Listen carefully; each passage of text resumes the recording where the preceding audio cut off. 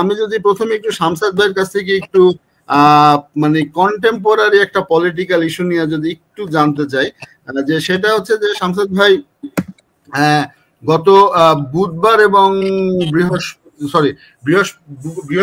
বুধ এবং বৃহস্পতিবার অর্থাৎ আজ থেকে 2 দিন আগে প্রাইম মিনিস্টার জাস্টিন ট্রুডোর বিরুদ্ধে একটা অনাস্থা আসছে, মানে এনেছে যারা কনজারভেটিভ পার্টি, এবং কনজারভেটিভ পার্টি অনাস্থা আনছে। এবং আমরা অন্যদিকে জানছি যে গত 2 সপ্তাহ আগে বা 3 সপ্তাহ আগে কানাডার এনডিপি অর্থাৎ জাস্টিন ট্রুডোর প্রধান যে দল, সে মানে প্রধান যে মানে জোটের দল, তারা তাদের সমর্থন উঠায় নিছে। তো সমর্থন উঠায় নেওয়ার পরেও কিন্তু সেই অনাস্থায় আসলে জাস্টিন ট্রুডো জিতে গেছে, তিনি হারেননি। এনডিপি এবং ব্লক তাদের পক্ষে ভোট দিছে, অর্থাৎ জাস্টিন ট্রুডোর পক্ষে ভোট দিছে, তার মানে জাস্টিন ট্রুডো আপাতত টিকে গেলেন। তো এই বিষয়টা নিয়ে যদি ধন্যবাদ।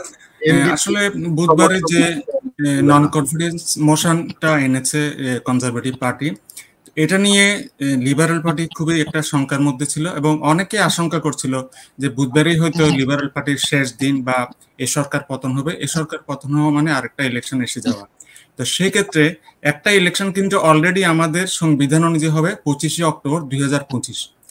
এর মধ্যে যদি আরেকটা স্ন্যাপ ইলেকশন যেটাকে বলে আশু ইলেকশন যদি হয়ে যায়, এটা আমাদের জন্য একটা বাড়তি খরচ হবে। হয়তো এই দৃষ্টিকোণ থেকে এনডিপি তাদের সিদ্ধান্তটা প্রত্যাহার করে এই কনজারভেটিভ পার্টিকে সাপোর্ট দেয়নি, বরং তারা লিবারেল পার্টিকে সাপোর্ট দিয়েছে। আরেকটা ঘটনা ঘটেছে, যেদিন বুধবারে এই মোশন কনফিডেন্সটা হবে এবং যেটা লিবারেল এনডিপির যিনি হেড যে মিস্টার সিং যখন পার্লামেন্টে ঢুকছিলেন, 2 জন লোক ওখানে ওনাকে একটা বাজে কমেন্ট করেছে যে তারা ওই দিন কেন কনজারভেটিভ পার্টিকে সাপোর্ট দিবে। আমি জানি না এই ঘটনার সাথে তাদের উল্টে ঘুরে দাঁড়ানোর কোনো সংযোগ আছে কিনা, তবে বিশ্লেষকরা বলছেন কানাডায় চাচ্ছেন না এনডিপি যে একটা আশু ইলেকশন মাঝখানে হোক, এই জন্য তারা শেষ পর্যন্ত তাদের সাপোর্টটা লিবারেল পার্টিকে দিয়েছেন। 2 নাম্বার 2 হচ্ছে ব্লক কুইবেকাস, যারা আপনার কুইবেক প্রভিন্সের অন্যতম ক্ষমতাশালী দল এবং ওই এলাকার জন্য ওরা সেরা রাজনৈতিক দল। তারা কিন্তু এই একটা সেটেলমেন্টের মাঝখানে ছিল, অর্থাৎ তারা বলে না যে কাকে তারা সাপোর্ট করবে। শেষ পর্যায়ে তারা এসে কনজারভেটিভ পার্টিকে না বলে দিয়েছে যে আমরা আপনাদেরকে সরি সাপোর্ট করতে পারছি না, কারণ একটা বাই ইলেকশন হলো কয়েকদিন আগে, সেখানে লিবারেল পার্টিকে হারিয়ে এই ব্লক কুইবেকাস উইন করেছে। এখন তাদের চিন্তা করেছে যে আরেকটা ইলেকশন যদি হয়, হয়তো ওই ইলেকশনে তাদের এই প্রার্থীটা হেরে যাবে। এটা একটা। সেকেন্ড হচ্ছে তার একটা শর্ত দিয়েছে লিবারেল পার্টিকে যে আমরা আপনাদেরকে নন কনফিডেন্স মোশনে সাপোর্ট দেব একটা শর্তে, আমাদের 2টা বিল আসবে সামনে, যে 2টা বিল হচ্ছে আপনার কুইবেক প্রভিন্সের উন্নয়নের জন্য, আরো স্পেসিফিক্যালি যারা ফ্রাঙ্কোফোন, যারা ফ্রেঞ্চ ভাষায় কথাবার্তা বলে আপনারা জানেন, তাদের স্বার্থের তাদের উন্নয়নের জন্য 2টা বিল আনতেছে ওরা। সেই 2টা বিলকে গভর্নমেন্ট সাপোর্ট করতে হবে, লিবারেল পার্টি হ্যাঁ বলতে হবে। এটা যদি তারা করে তাহলে তারা ওই বুধবারের নন মোশন কনফিডেন্সে লিবারেল পার্টিকে সাপোর্ট করবে।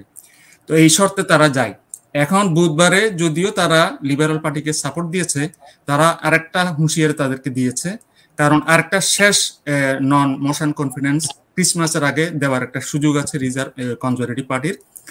সেই বলছে 29শে অক্টোবরের মধ্যে যদি লিবারেল পার্টি ব্লক কুইবেকাসকে এই 2টা বিলের ব্যাপারে কোনো সাপোর্ট না করে, তাহলে তারা তাদের এই সাপোর্টটা উইথড্র করবে এবং নেক্সট যে লাস্ট যেটা নন মোশন কনফিডেন্স কনজারভেটিভ পার্টি আনবে, সেখানে তারা কনজারভেটিভ পার্টিকে সাপোর্ট করবে। তো এই একটা পরিস্থিতি এখন আছে। এখন আসলে লিবারেল পার্টিকে বসতে হবে, তাদের স্ট্র্যাটেজি ঠিক করতে হবে, তারা কিভাবে আগাবে। জি, তো ধন্যবাদ। এখন আমি আসলে আরেকটা এই বিষয়টা নিয়ে আর আগাবো না, যে সেটা হইতেছে যে তারপরে একটু জানতে চাই যে আবার ক্রিসমাসের আগে, তো আমি ধরে নিলাম ক্রিসমাসের মানে আগে যদি তার পতন হয়, যদি ডিসেম্বরে হয়, তাহলে জানুয়ারি ফেব্রুয়ারি মার্চ পর্যন্ত তো ইলেকশন কোনোভাবেই সম্ভব না উইন্টারের কারণে, তাই না? সম্ভবই না। হয়তো এপ্রিলেও মোটামুটি অনেক জায়গায় ঠান্ডা থাকে বা স্নো থাকে প্রচুর পরিমাণে। মে মাসে গিয়ে, তো মের আগে তো ইলেকশন হবে কিনা প্রথমত, দ্বিতীয়ত মে থেকে নেক্সট ইলেকশন হলে গিয়ে তার পরের ফলে এই 4-5 মাস, তো এই সময়টা কি হবে? তো এই বিষয়ে কি জানা আছে যে এটা হচ্ছে যে আমাদের নেক্সট যেটা ইলেকশন একদম বাঁধা ডেট 25 অক্টোবর 2025, অর্থাৎ 25শে অক্টোবর আমাদের নেক্সট ইলেকশন হবে। এখন এই 4 মাসের জন্য বা 5 মাসের জন্য কেন আমরা আরেকটা ইলেকশন করব? এটা অযথা একটা খরচ, এটা ফেডারেল গভর্নমেন্ট খরচ, আমার খরচ, আপনার খরচ, ট্যাক্স পেয়ারদের খরচ। মানুষও চাচ্ছে না যে আরেকটা স্ন্যাপ ইলেকশন, যেটা মধ্যবর্তী একটা ইলেকশন, এটা মানুষও চাচ্ছে না আসলে।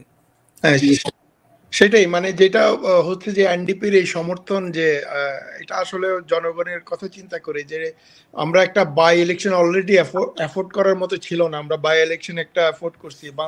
কানাডিয়ান জনগণের জন্য এটা একটা প্রেশার যদি আরেকটা বাই ইলেকশন করতে হয়, কারণ আপনি যদি এখন অনাস্থা দেখায় তাহলে জাস্টিন ট্রুডো নেমে গেলে ইলেকশন বাধ্য, সংবিধানের রক্ষার জন্য আপনাকে অক্টোবরে ইলেকশন করতে হবে, 2 মাস হোক 4 মাস হোক, এটা আপনার ব্ল্যাঙ্ক রাখা তো সম্ভব না। তো সেই জন্যই বোধহয় জাস্টিন ট্রুডোকে ওরা রাখতে চাইবে। আর 3টা কারণ এনেছে এই আপনার কনজারভেটিভ পার্টি। একটা হচ্ছে ফুড কস্ট বেড়ে গেছে, সেকেন্ড হচ্ছে হাউজিং কস্ট বেড়ে গেছে, থার্ড হচ্ছে ক্রিমিনাল অ্যাক্টিভিটি। এই 3টা কজের মধ্যে প্রথম 2টাতে কিন্তু লিবারেল অলরেডি জিতে গেছে। তার মানে হচ্ছে আমাদের এখন রিসেশন নাই, আপনার হাউজিং কস্ট কমে গেছে, খাদ্যের দাম কমে গেছে, ডিউ টু আপনার ব্যাংক অফ ইন্টারেস্ট কমে গেছে। গত 2-3টার মধ্যে ধরে ব্যাংক ইন্টারেস্ট বাড়তেছে না। লিবারেল পার্টি কিন্তু বারবার এটাই আনতেছে সামনে, যে তোমরা দেখো, তোমরা যে ইস্যুগুলো সামনে আনছো, আমরা কিন্তু অলরেডি ব্যাংক ইন্টারেস্ট গুলো গত কয়েকটা বাড়ছে না, যে কারণে বাড়ি ভাড়া বাড়ছে না, বাড়ির দাম বাড়ছে না, কানাডা এখন স্টেবল আছে। তো লিবারেল পার্টির কথা হচ্ছে যে আমরা তো মার্কেটটা স্টেবিলাইজ করছি, তাহলে তোমরা কেন সংসদে এরকম নন কনফিডেন্স মোশন আনছো?